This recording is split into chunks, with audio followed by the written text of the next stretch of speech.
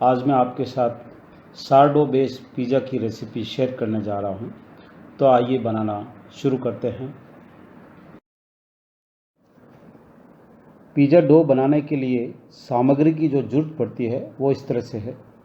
5 ग्राम dry yeast ली है, 30 ग्राम salt, 1 kilo refined मैदा लिया है और 800 ml पानी लिया है।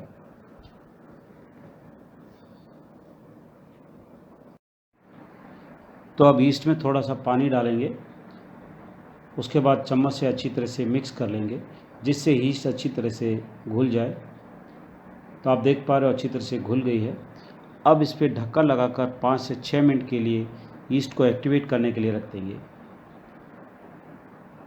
नमक के बाउल में करीब 100 ml पानी डालेंगे, इसको भी अच्छी तरह मिक्स करके साइड में रख देंगे और इस पानी को हम बाद में इस्तेमाल करेंगे। तो एक बड़ी भगोनी ली है, उसमें हम मैदा ऐड करेंगे और इसमें करीब 700 ml पानी ऐड करेंगे। तो सबसे पहले स्पैचुला से या चम्मच से मिक्स कर लेंगे। जैसे ही मैदा और पानी थोड़ा सा मिक्स हो जाए उसके बाद हाथ से अच्छी तरह से गूंद लेंगे। जब भी आप ये डो लगाएं तब बर्तन थोड़ा बड़ा लेना है, क्योंकि जैसे हम इसमें यीस्ट और डालेंगे उसके बाद ये धीरे धीरे फर्मेंटेशन होगा। तो आप देख पा रहे हो इस तरह से अच्छी तरह से डो को गूंदना है।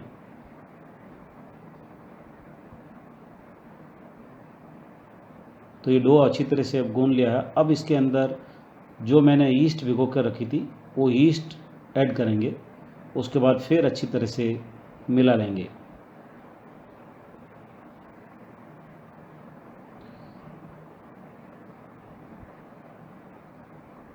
तो यीस्ट के पानी के साथ डो को अच्छी तरह से गूंद लिया है।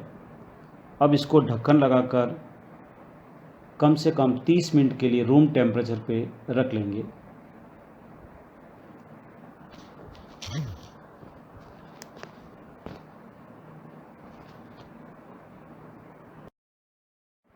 रूम टेम्परेचर पे ढक्कन लगाकर रखे हुए आधा घंटा हो गया है और डो थोड़ा सा फूल गया है। हाथ में थोड़ा सा ऑयल लेंगे जिससे क्या है डो हाथ के चिपके नहीं। अब इस डो को पलटी करके यानी दूसरी तरफ से पलटी करके वापस दोबारा से आधा घंटे के लिए रख देंगे। तो इसका प्रोसेस थोड़ा सा लंबा है। तो आप देख पा रहे हो ज़्यादा गोंदना नहीं है, जैसे ही हमने पलटी किया है हल्का सा उसको फैलाना है और ढक्कन लगाकर फिर से आधा घंटे के लिए रख लेंगे। ढक्कन लगाकर रूम टेम्परेचर पे रखे हुए आधा घंटा हो गया है। तो आप देख पा रहे हो डो बहुत अच्छी तरह से सॉफ्ट और फर्मेंटेशन हो गया है। अब जो नमक को हमने भिगो कर रखा था उस पानी को ऐड करेंगे और इसमें थोड़ा सा ऑयल ऐड करेंगे, जिससे क्या होगा जब हम इसको डो को गूंदेंगे तो हाथ के चिपके नहीं। नमक का पानी डालने के बाद डो बहुत ज़्यादा सॉफ्ट हो जाता है, तो इसको अच्छी तरह से गूंदना है।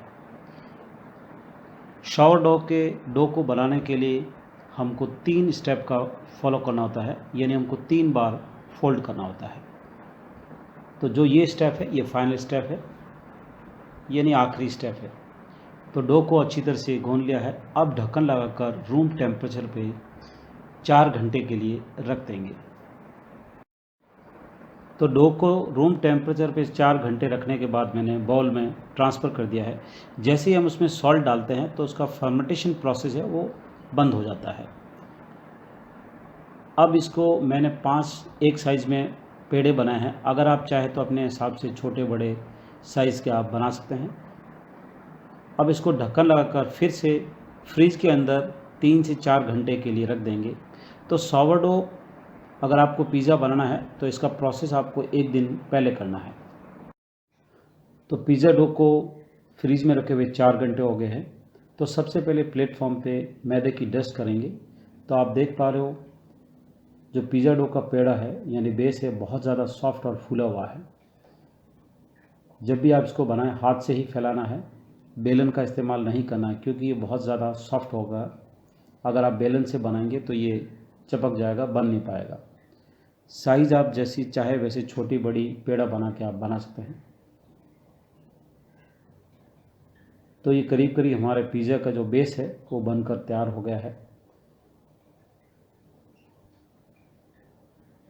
अब इसमें हम टोमेटो सॉस ऐड करके फैला लेंगे।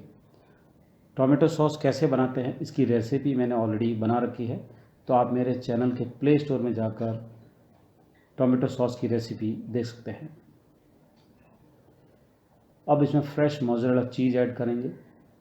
अगर आप चाहें तो फ्रेश मोज़रेला चीज़ की जगह मोज़रेला चीज़ ग्रेटेड की हुई आती है उसका भी इस्तेमाल कर सकते हैं, या एक ब्लॉक में आती है उसका भी आप इस्तेमाल कर सकते हैं।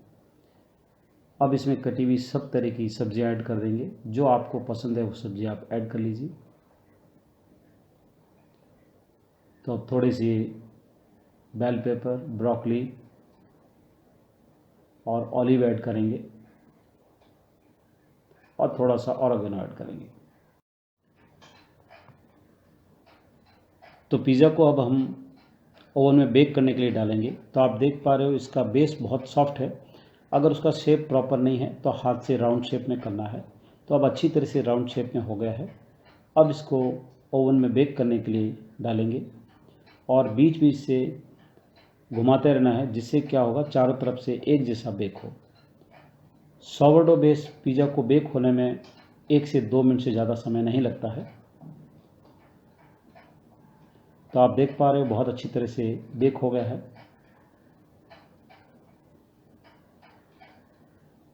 इसका डो बनाने के लिए प्रोसेस लंबा है, लेकिन बेक होने के लिए बहुत ही कम समय लगता है। अब ब्रश से चारों तरफ से ऑलिव ऑयल से रब कर लेंगे, यानी ऑलिव ऑयल से स्प्रेड कर लेंगे और थोड़ा सा ऊपर से ऑलिव ऑयल डालेंगे, जिससे अच्छा फ्लेवर आए। ये पिज़्ज़ा बहुत ज़्यादा सॉफ्ट होता है, तो इसको कटर से नहीं काटना है, इसको काटने के लिए कैंची का ही इस्तेमाल करना है। तो आप देख पा रहे हो कैंची से इस तरह से काटना है। तो ये हमारा पिज़्ज़ा बनकर तैयार हो गया है। आपको ये मेरी रेसिपी कैसी लगी मुझे कमेंट लिखकर ज़रूर बताएं। यदि आपको मेरी रेसिपी अच्छी लगी हो तो मेरे चैनल को सब्सक्राइब और लाइक ज़रूर कीजिए।